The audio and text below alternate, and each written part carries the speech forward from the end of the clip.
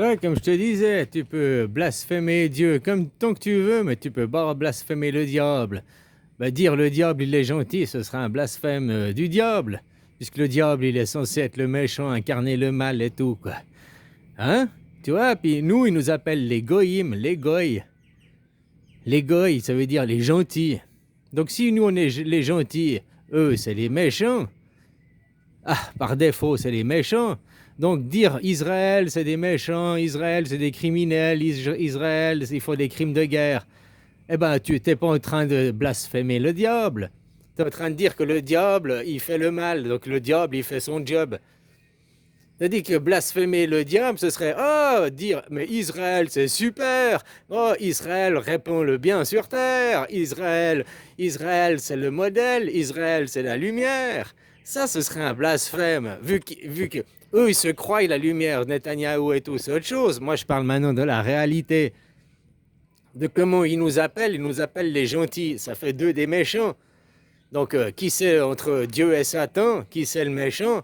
C'est Satan.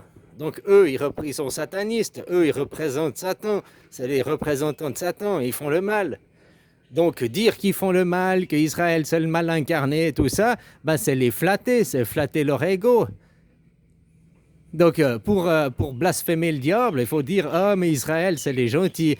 Ah, Israël, c'est des gentils. Ils sont gentils de faire le travail que ces comptes suisses ne voudraient pas faire parce qu'ils sont trop pacifiques et puis ils délèguent le travail par les autres. Quoi.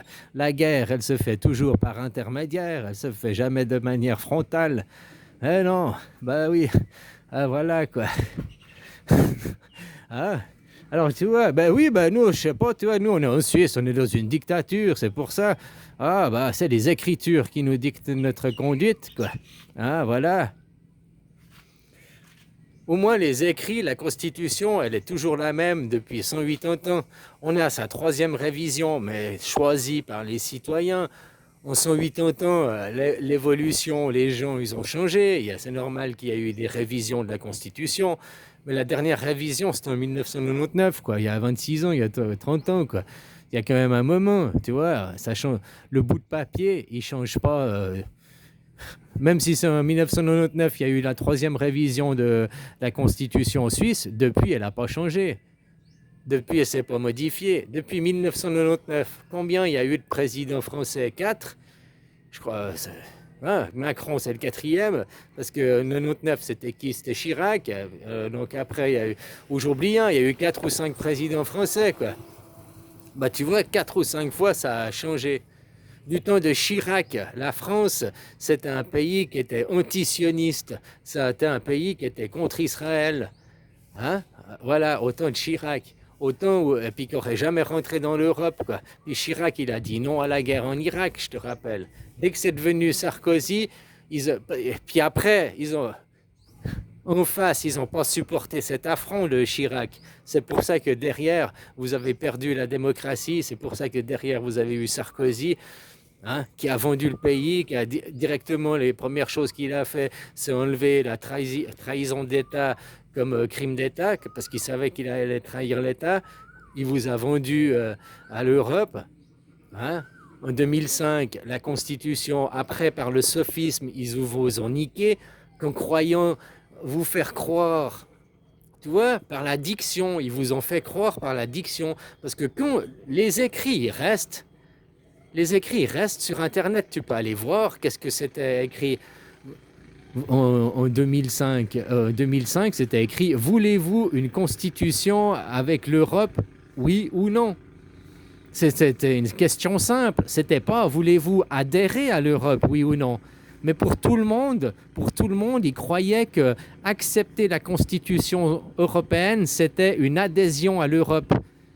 Tu vois, les gens, comme ils se font niquer par le sophisme, alors que l'adhésion à l'Europe, c'est les accords de Maastricht. C'est 20 ans avant l'adhésion à l'Europe.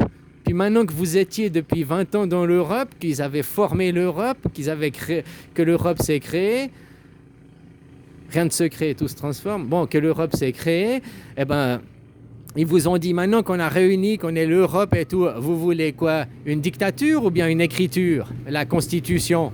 Puis vous avez dit non à la Constitution, du coup vous avez une dictature depuis. où on vous dicte. L'Europe n'a pas de constitution. Enfin, elle a une constitution, tu vas me dire. Vous avez écrit une constitution. Mais la constitution n'est pas la loi des lois. C'est von der Leyen qui est au-dessus des lois. La Big Boss qui a écrit, qui dans son château, la tour de Babel, là, le Parlement européen, elle s'est construit son appartement qui est imprenable par les forces de l'ordre. Seule l'armée peut aller la déloger, quoi. Seule une armée, seule une autre, et puis c'est pas en Europe, il n'y a pas d'Europe en armée, et puis c'est pas les Français ou un départ.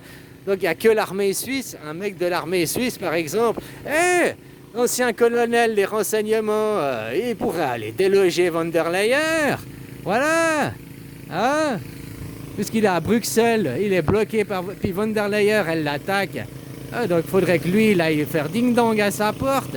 Et puis il lui montre la constitution suisse. Et puis il lui dit à von der Leyen, dégage d'ici, c'est l'appartement de la constitution suisse. Ah voilà quoi. Maintenant, fini la dictature, bienvenue dans l'écriture. C'est les écritures, c'est les écrits, tu vois.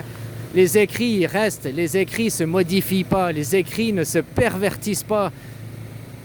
Non, le bout de papier, les dictionnaires, ils ont été imprimés il y a 30 ans en arrière. Mais en 30 ans en arrière, on est toujours dans le même monde, on est toujours dans la même dimension, on n'a pas changé de dimension. Par contre, ça a changé de définition.